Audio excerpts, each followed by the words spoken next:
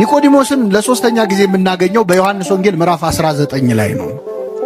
በዮሐንስ ወንጌል ምዕራፍ 19 ላይ ኒቆዲሞስ እንደ መጀመሪያው ቀን በሌሊት ፈርቶ ክርስትናውን በድብቅ ላድርግ ሳይል፣ እንደ ሁለተኛው ቀን ፈራ ተባ ሳይል በአደባባይ ክርስትናውን የገለጸበት ቀን። በአደባባይ መቼ ነው ካላችሁ ጌታችን መድኃኒታችን ኢየሱስ ክርስቶስ በመስቀል ላይ ተሰቅሎ በሞተበት ዕለት ዓርብ ዕለት ታስታውሱ ከሆነ ዓርብ ዕለት ጌታችን መድኃኒታችን ኢየሱስ ክርስቶስ 9 ሰዓት ላይ ነፍሱን ሰጠ። ልክ እንደሞተ አይሁድ ሐሳባቸው ምን እንደሆነ ታውቃላችሁ? መሰቀሉ ሳይበቃ የገሃነም ሸለቆ የሚባል አለ፣ ቆሻሻ መጣያ ቦታ። ስጋው እዛ እንዲጣል ነው የፈለጉት፣ እንዲቀበር አልፈለጉም። ማዋረድ ስለፈለጉ ማለት የሚቀብረው እንዲጠፋ። ይኸው መሲህ ቢሆን ኖሮ በእውነት እሱ ክርስቶስ ቢሆን ኖሮ እንዴት ስጋው እንዲተልከስክሱ ይወድቅ ነበር ለማለት እንዲያመቻቸው። ልክ ክርስቶስ ሲሞት ግን 2 የአይሁድ ሸንጎ አባላት ወደ ጲላጦስ ሄደው የኢየሱስን ሥጋ ለመኑ ይላል። እስኪ በሉ የኢየሱስን ሥጋ ለመኑ። ማናማ? ዮሴፍና ኒቆዲሞስ ናቸው።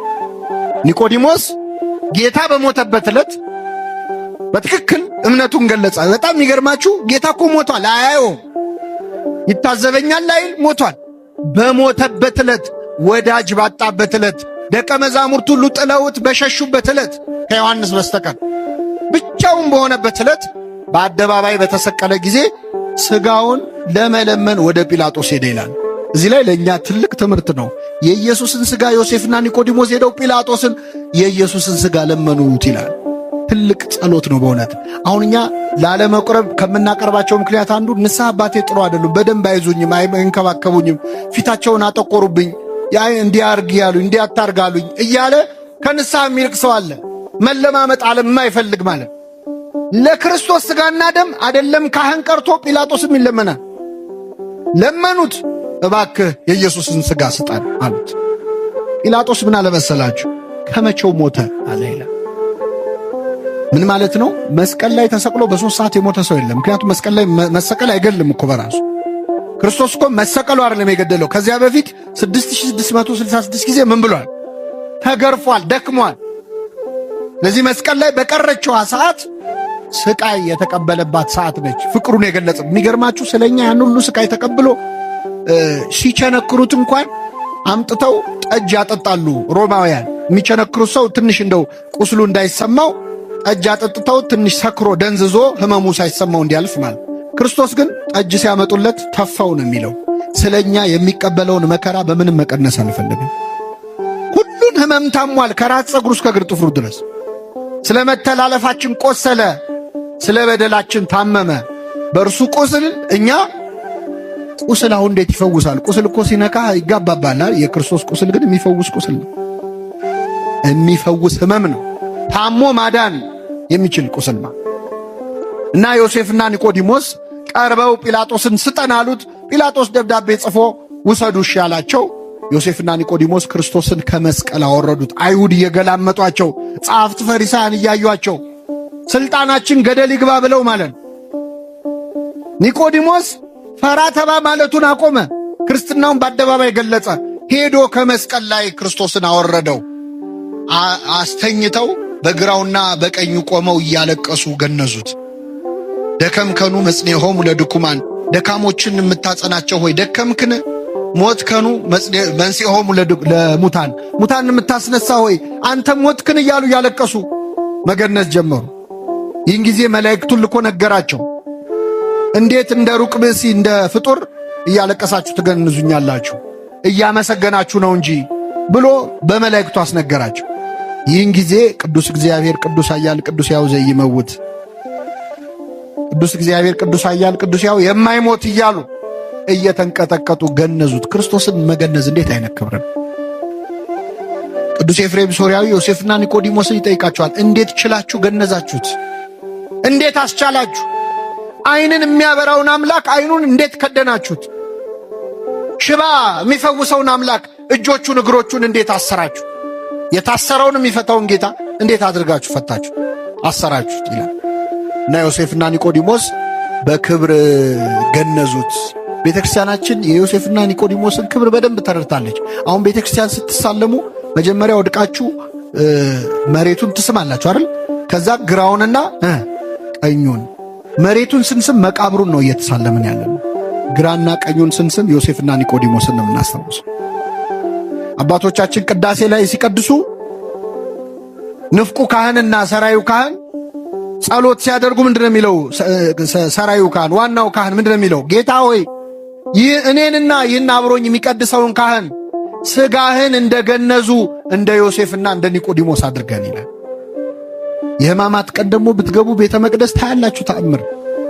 የክርስቶስን ልክ እንደተገነዘ ሆኖ ሁለት ካህናት ይዘው 41 ጊዜ እየተዞረ እግዚኦታ እየተባለ እነሱ የተሰማቸው እንዲሰማን የሚያደርግ ጸሎት አለ።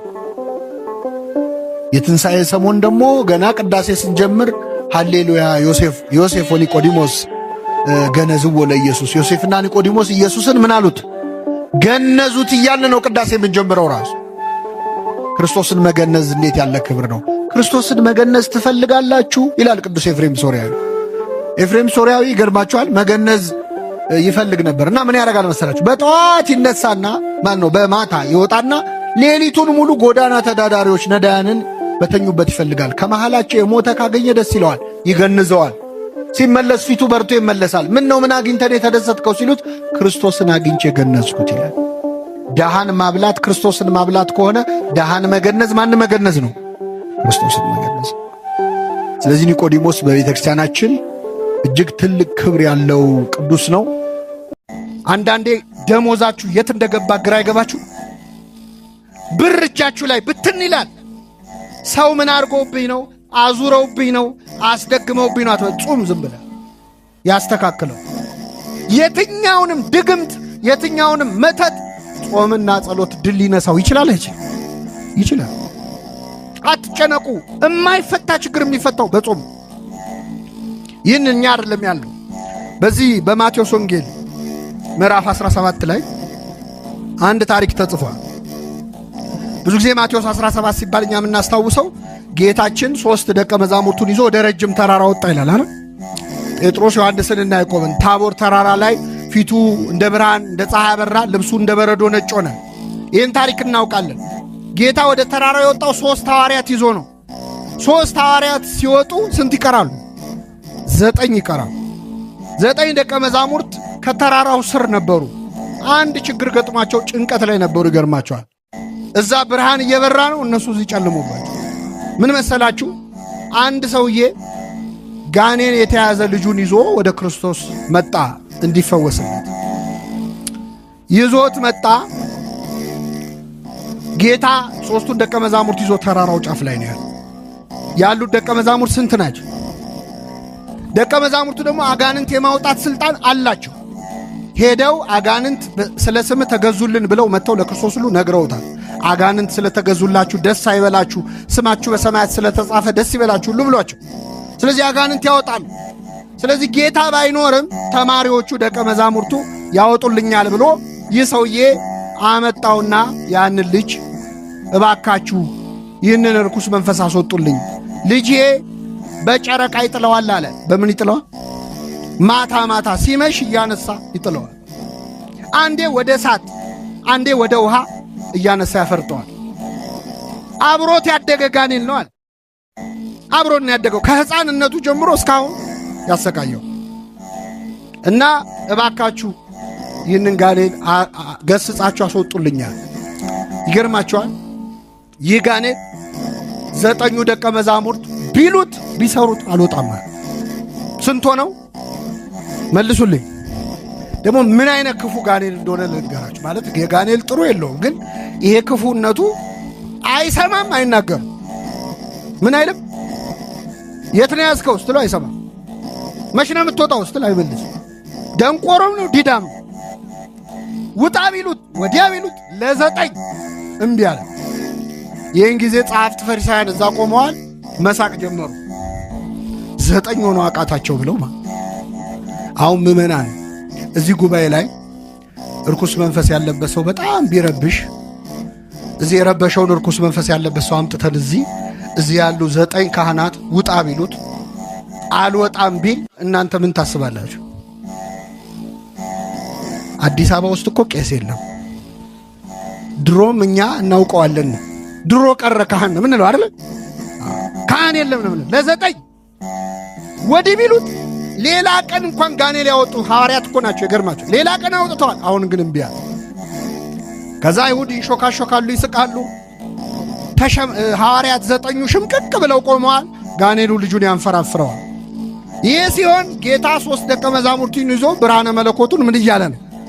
እያበራ ነው። ጴጥሮስ እዛ ቆሞ ጌታ ሆይ በዚህ መሆን ለኛ፣ አቤት ወንድሞች እዛ ይሰቃያሉ፣ አንተ በዚህ መሆን ለኛ መልካም ነው ትላለህ።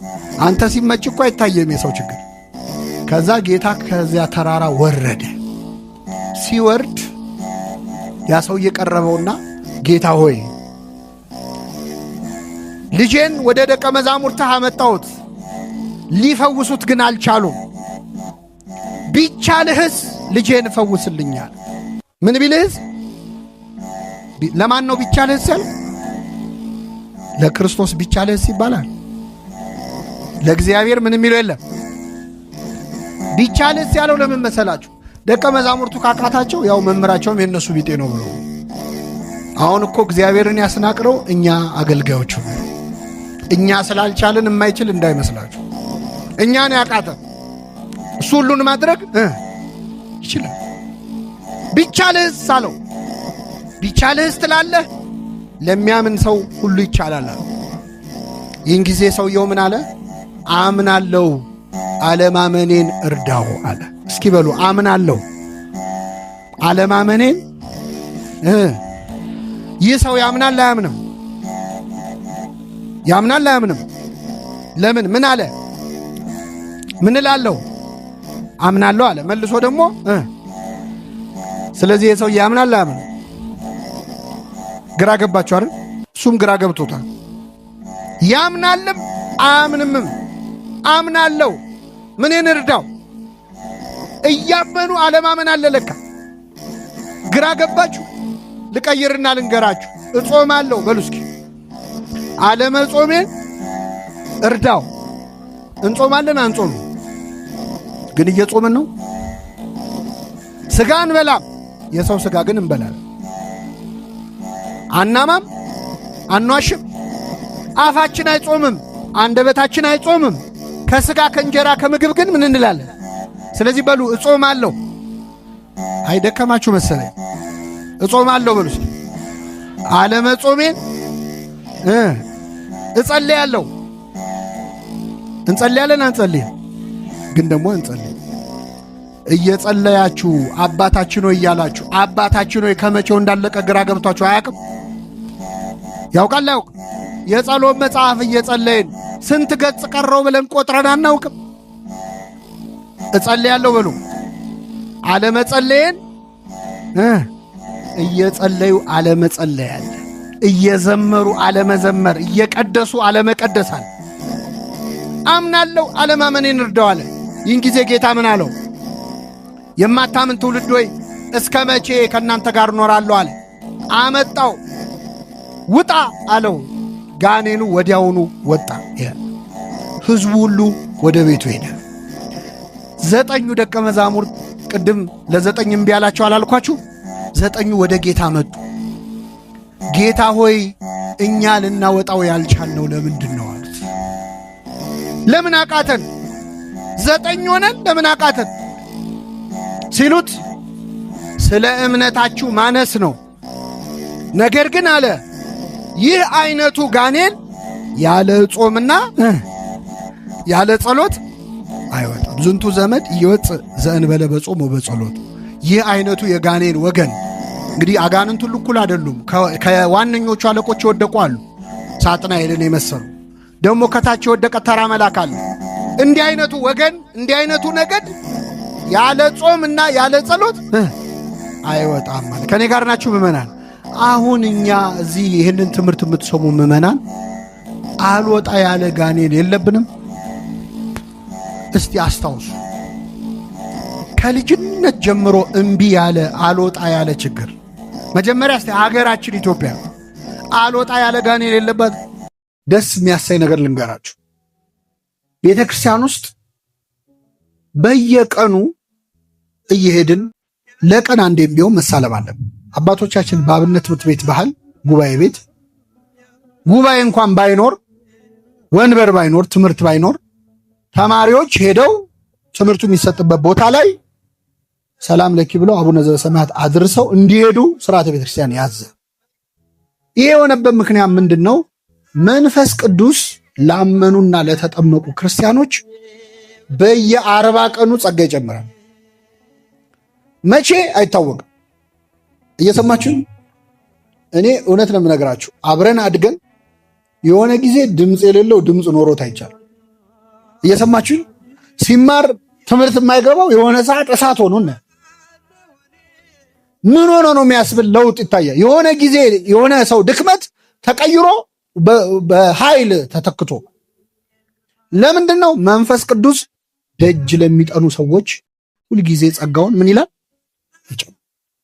ስለዚህ በምንም ምክንያት የፈለገ በኃጢአት ውስጥ ብንሆን ሰው ሲታመም ከሆስፒታል አይቀርም አይደል? ይቀራል? አይ በቃ ታምሜማ ሆስፒታል አልሄድም ምን ይባላል? እስቲ ሆስፒታል እንዴት ይላል አይባልም። ስትታመም ነው የፈለገ ብንረክስ ቤተክርስቲያን ደጅ ገብተን ሳንሳለም መዋል የለም። ከ40ው ቀን አንዱ ቀን ነው ያቀ ይደርሰናል። ሀብተ መንፈስ ቅዱስ ይታደለናል፣ ይጨመርልን። ከዚህ በፊት ያልሰሩ ቅድም ያልናቸው ሪሞቱ ላይ ያሉ እንትኖች ከኛ ማንነት ውስጥ ያልተጠቀምንባቸው አቅሞቻችን ይወጣሉ። ጸጋ መንፈስ ቅዱስ ይጨመራል። ዕለት ዕለት በቤቴ መግቢያ የሚተጋ የደጄንም መድረክ የሚጠብቅ ይላል እኔን ያገኘ በረከት ያገኛል። ይሄ መጽሐፈ ምሳሌ ላይ ራሱ እግዚአብሔር ቃል የገባውን ዕለት ዕለት በቤቴ መግቢያ የሚተጋ በእግዚአብሔር ቤት መምጣት ብቻ ራሱ የሚያስጨምረው ጸጋል የሚያስጨምረው ዋጋ አለ። እንዴት እድለኞች ናቸው 24 ሰዓት ቤተክርስቲያን የሚሉ ሰዎች። በተለይ እኔ በጣም እቀናባቸው የአእምሮ ህመምተኞች ወይ በሆነ ችግር ምክንያት ከእግዚአብሔር ቤት ይበቃሉ። ታውቃላችሁ፣ ሳይታሰብ ይበቃሉ። ቅድስና ደረጃ ይደርሳል። ከመላእክቱ ጋር አብሮ እንደመኖር ስለሆነ ማለት ነው። ለዚህ ነው ነቢየ እግዚአብሔር ዳዊት አቤቱ በቤትህ የሚኖሩ የተመሰገኑ ናቸው። እግዚአብሔር ቤት መኖር በቆየት ራሱ የራሱ ጸጋ የራሱ ዋጋ ስላለ፣ ስለዚህ ይህንን ጾም በህይወታችን በቤተክርስቲያን ባለን አገልግሎት እግዚአብሔር በሰጠን ጸጋ የምንጠቀምበት እንዲሆን፣ በግል ህይወታችን ደግሞ ድክመቶቻችንንም ጥንካሬዎቻችንንም እናውቃቸዋል። እስካሁን የህይወቱን ዓላማ ያለየ አቅጣጫውን ያለየ ሰው ይኖራል። እኛ መሃል ምንድን ነው እግዚአብሔር በእኔ የሚሰራው? የኔ ጸጋ ምንድን ነው? ከሰው ጋር እያወዳደርክም መሰቃየት የለብም። እነገሌ እንዲሆኑ እኔ በቃ ከንቶኝ የቀረው ማለት የለብም። ለነሱ የተሰጠው ለአንተ አልተሰጠም፣ ለአንተ የተሰጠውም ለነሱ አልተሰጠም። አንተን መሆን አይችሉም እነሱ፣ አንተ እነሱ መሆን አትችልም ብቻ አይደለም፣ ማንም ሰው አንተን ሊመስል የሚችል ሰው የለም። እግዚአብሔር የሰራው አንተን ብቻ ነው። የአንተን አይነት የማይደገምነን እያንዳንዳችን ለእግዚአብሔር። በዚህ ላይ ደግሞ በ40 በ80 ቀናችን ጸጋ መንፈስ ቅዱስ ተሰጥቷል የማይለየን። አሁን አንዳንዴ በጣም ኃጢአታችን ሲበዛ እውነት አሁን እኔ እንደው መንፈስ ቅዱስ አለብኝ ልንል እንችላለን። ተለይቶን አያውቅም። መንፈስ ቅዱስ በርግብ አምሳል ለምን ወረደ የሚለውን አበው ሲተረጉሙ አንዱ ምክንያት ምንድን ነው? ርግብ የፈለገ በድንጋይ ቢመቷት ምን ቢሏት ጎጆዋን እስካላፈረሱበት ከዛ አካባቢ መንፈስ ቅዱስ እስካልካድነው ድረስ አይለየን። እንደው ማተብን በጥሰ የለም እግዚአብሔር እስካላልክ ድረስ የፈለገ በኃጢአት ብትቆሽሽ ይጠብቃል። መንፈስ ቅዱስ ንስሐ ስትገባ ይመለሳል። ቅዱስ መንፈስህን በእኔ ላይ ከእኔ ላይ አትውሰድብኝ፣ የማዳንህን ደስታ አስጠኝ አለ ነቢየ እግዚአብሔር። መንፈስ ቅዱስ ከተወሰደ ነው ሰው ንስሐ ለመግባት የሚቸገር። ለዚህ ነው መንፈስ ቅዱስን የሰደበ ስርየት የለውም ማለት ንስሐ ያልገባ ነው ብሏል ቅዱስ ዮሐንስ አፈወርቅ። መንፈስ ቅዱስ ነው ለንስሐም የሚመራ። ኃጢአት ሰርተህም የምትሳቀቀው መንፈስ ቅዱስ ስላለብን። የኃጢአተኛነት ስሜት ይሰማችኋል? ከተሰማችሁ መንፈስ ቅዱስ ከእናንተ ጋር አለ ማለት። መንፈስ ቅዱስ ሲርቅ ግን ኃጢአት በእኔ አልተጀመረ ትላል። ምን አዲስ ነገር አለ? ይሄ ምኑ ኃጢአት ነው ማለት ትጀምራል። እንደውም ኃጢአት የሚለውን ቃል መስማት ሁሉ አትፈልግም፣ ትጣላለህ ከሰው። መንፈስ ቅዱስ ካለ ግን ትጨነቃለህ፣ ትሳቀቃለህ። በሰራው ኃጢአት የሚወቅስህ አብሮ ስላለ ነው። መንፈስ ቅዱስ ሲርቅ ግን ከባድ። ቅዱስ መንፈሱን ከኛ ላይ ይውሰድብን። ዳዊት ቅዱስ መንፈስህን ከኔ ላይ ምን አትበል አለ? አይቷላ ሳኦል መንፈስ ቅዱስ ሲርቀው ምን እንደሆነ በገና እየተመታለት። እኛ ሰው መዝሙር ለዘመረ ሰው ዝማሬ መላእክት እሱ ጦር ያስወረውራል። በገና ስትሰማ ያስጠላል። መዝሙር ስትሰማ ያስጠላል። መንፈስ ቅዱስ ከራቀ ጸጥ ያለ ጉባኤ አትወድ። ምንድነው አቀዘቀዙት እኮ ነው የምትለው። ቅዥቅዥ ያረጋል። እርጋታ፣ ሰላም፣ ቅዳሴው አያልቅልህ። ዝምታ ይጮህብሃል። መንፈስ ቅዱስ ሲርቅማ ሲቀርብ ግን ሰላም ታገኛለህ። ቤተ ክርስቲያን የመንፈስ ቅዱስ ማደሪያ መሆኗን በዚያ እናውቅ። ምንም ባታረጉ ቤተ ክርስቲያን ሄዳችሁ ቁጭ ስትሉ ሰላም አታገኝ። ምንም ሳትል እኮ ድምፅ ሳታሰማ ሰላም የምትሰጥ ቤተ ክርስቲያን። ንፋሱ ነው ወይ ዛፉ ነው? የትኛው ዛፍ? በተለይ የአዲስ አበባ ቤተ ክርስቲያን መንፈስ ቅዱስ ነው። ጸጥ ሲያደርግ ይታወቅ። ቅዳሴው ላይ ያለውን ሰላም የት ታገኘዋል? ገብቶት አይደለም። አብዛኛው ሰው የሚያስቀድሰው ግዕዙን አውቆት አይደለም፣ ግን ነፍሱ ሰላም ታገኛለች። እረፍት፣ ሰላም ያገኛል። ለምን? መንፈስ እግዚአብሔር። ስለዚህ ቅዱስ መንፈሱን ከኛ አያርቅብን። ይህንን ጾም ሐዋርያት ጸጋቸውን ለማስጨመር ለመጠቀም እንደጾሙ እኛ ባለን ጸጋ ለነፍሳችን ድህነት ብንበቃ አድርገን የሰማነውን በልቡናችን ያሳል።